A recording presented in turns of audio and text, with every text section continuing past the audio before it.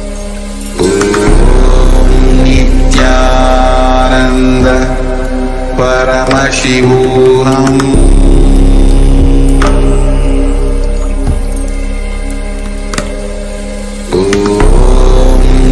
Nithyananda Paramashivoham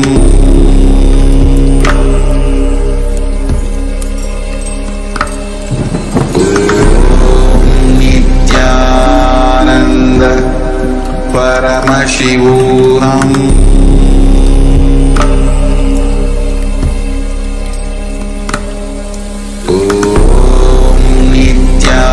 Nithyananda Paramashivoham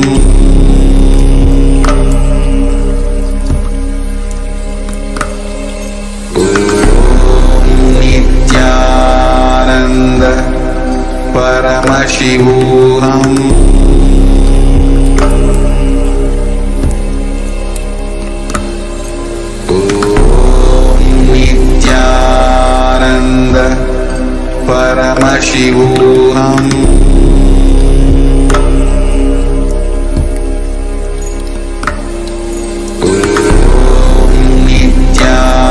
Nithyananda Paramashivoham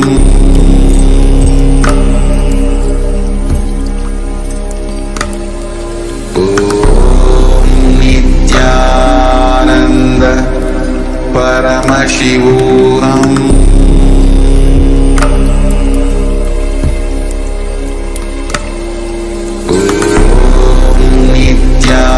Nithyananda Paramashivoham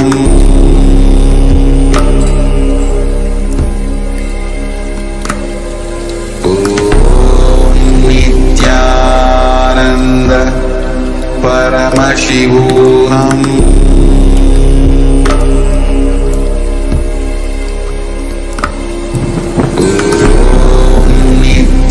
Nithyananda Paramashivoham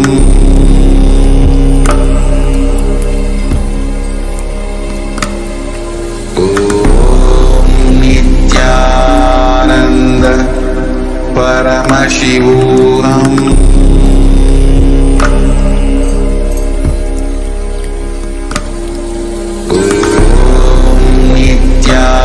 Nithyananda Paramashivoham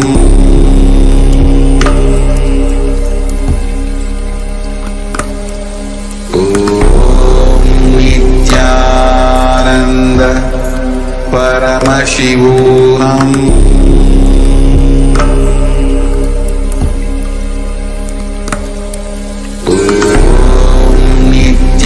Nithyananda Paramashivoham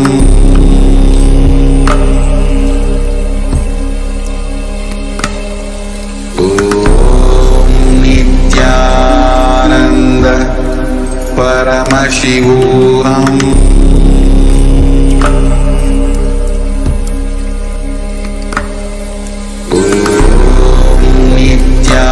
Nithyananda Paramashivoham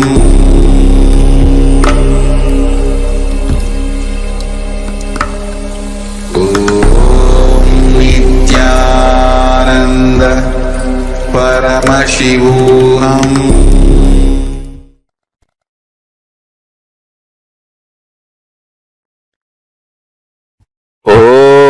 Om Satyo Jatam Prapathyami Satyo Jataya Vai Namo Namaha Bhave Bhave Nati Bhave Bhavasvamam Bhavodbhavaya Namaha Vamadevaya Namo Jeshtaya Nama Sreshtaya Namo Rudraya Nama Kalaya Nama Kalavigaranaya Namo Balavigaranaya Namo Balaya Namo Balapramadhanaya Nama Sarvabhutadamanaya Namo Manonmanaya Namaha Akorebhyo takorebhyo Gora Gora Darebhyaha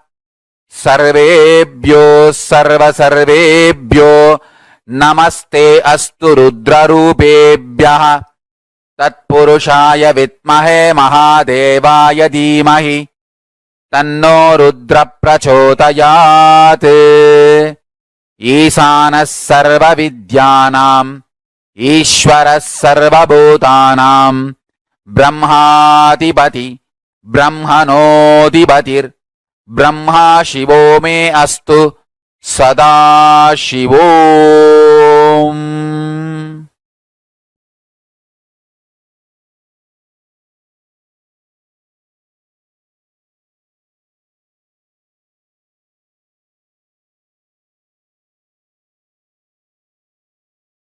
Om Nityanand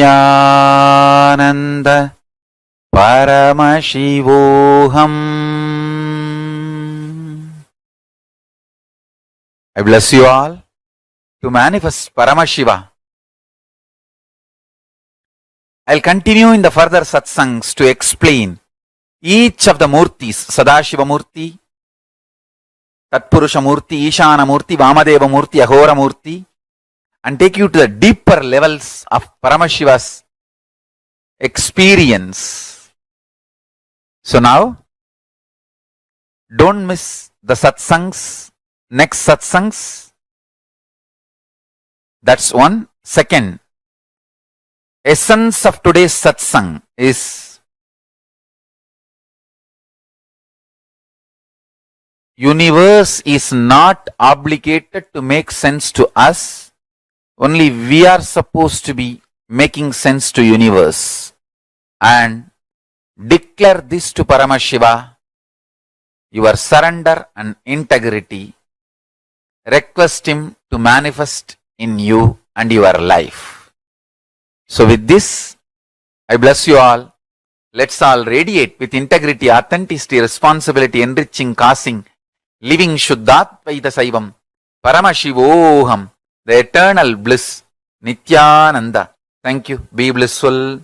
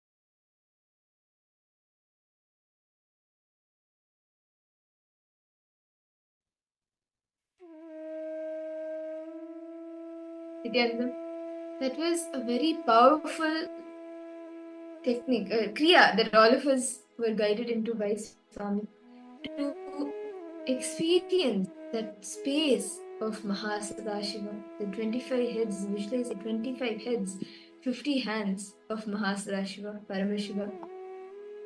And that same space, shall we all enter into the power manifestation? Actually, today we have a very interesting power. It's called Synesthesia. We all understood and saw how Paramashiva manifests the 25 faces. Means when he is creating, he continues to create. When he's eating, he also does sustenance. Or when he's sustaining, he puts into delusion also. Or he's putting into delusion, he creates. All of these different actions, these different dimensions happen spontaneously, simultaneously, and synergetically in him, in Paramashiva. And the same thing, the same ability we also have. It is because each 25 faces are happening in us also. We are manifesting these aspects of Paramashiva as we are creating, we are sustaining, we are rejuvenating continuously, and we are putting ourselves into delusion and also liberating ourselves. And all of this is happening simultaneously, spontaneously, and synergetically. That is why even your senses, like just the way you can create when you're sustaining, or you can rejuvenate or creating, the same way, what you can see at the same time, you can also hear or you can taste. That ability is called Synesthesia, and that is the power that all of us will be managing today. So, what we will be doing is we will be projecting an image for all of you. With your eyes closed, you will be seeing what that is. But more than seeing, like you will have your closed, but you will try identifying what is being projected by manifesting the being able to taste it, or by being able to hear it, or by being able to it. Basically, you will see through ears, or you will hear your mouth, or you will feel through your eyes. You will be doing the different dimensions from another, like you will be doing the different phases from a different phase. How Paramashiva manifests the creation in the sustenance aspect, he manifests the liberation in the creation aspect. Just like that, in different aspects, you will be manifesting different functions. So, can I request all the participants to bring your IBAN and you can settle down, you can test. So, it's going to be a really beautiful power manifestation. So, request all participants, please get them come. Okay. Ma Aghora Rupini Nithyanandam. Ma Gabriel Harris. Ma Kylie Wong. Ma Sumati Shanmuganathan. I request all the participants, please come on camera. You're now going to be entering into a power manifestation. So, what you're going to be doing right now? So, we are going to be projecting a picture. Okay. So, now all the participants, all of you are going to be scanning and revealing the smell, the taste of it, the feel of it, sound, how does it look. So, all these things you're going to be seeing very beautifully. So, let's start. Okay. So, now we have a picture which has been projected. I request all participants now to please connect with Swamiji. Then start chanting the Maha Vakya. Om Nithyananda Paramashivoham. Om Nithyananda Paramashivoham. Om Nithyananda Paramashivoham. Continue to chant the Mahavakya. And we are projecting an image for all of you. Start seeing. With your eyes closed, start seeing what it is. Be completely aware of what you are hearing, what you are feeling, what you are tasting. He may reveal it to you anyway. Try hearing what the object, the item is. Try smelling it. Try feeling it. Nithyananda Paramashivoham Om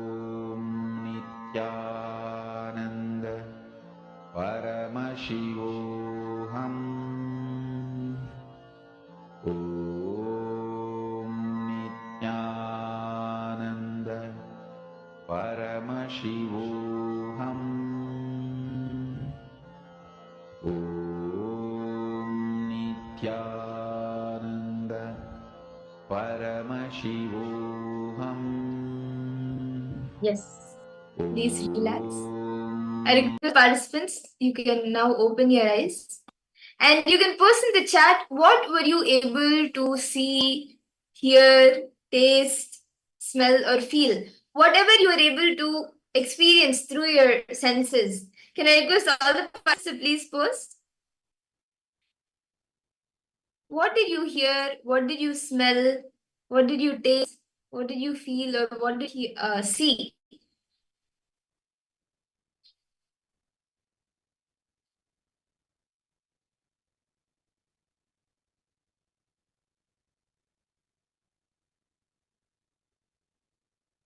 Request all the participants to post.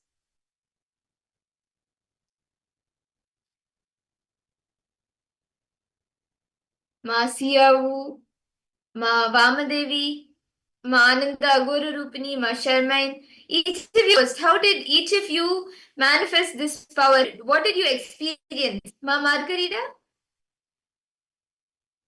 Malinga, what did Swamiji show you? I request all the participants to post.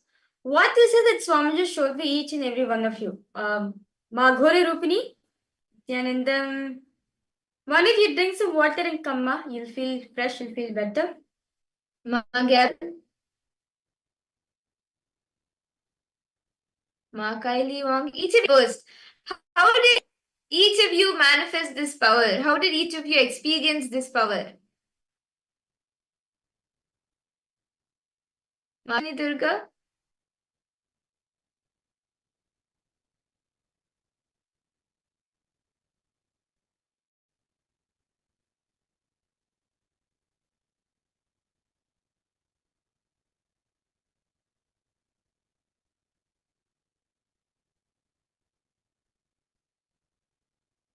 Okay. So now shall we see what was being projected, what the image was? Shall we all verify answers? So the image was being projected to the participants is an almond. So actually, if you see in the microscopic level, it's actually an almond, like basically like badam. Yes. So the answer, the answer is almond. You can see that it is sweet, semi-bitter. Touch is hard and rough. So it's sweet, nutty, and woody. And sound is there's no particular sound for this. Okay. So this is the microscopic picture of an almond. Let's manifest one more round, okay? Can I ask all participants to please, if you're if you want to get some coffee or want to drink some water, please do get it now.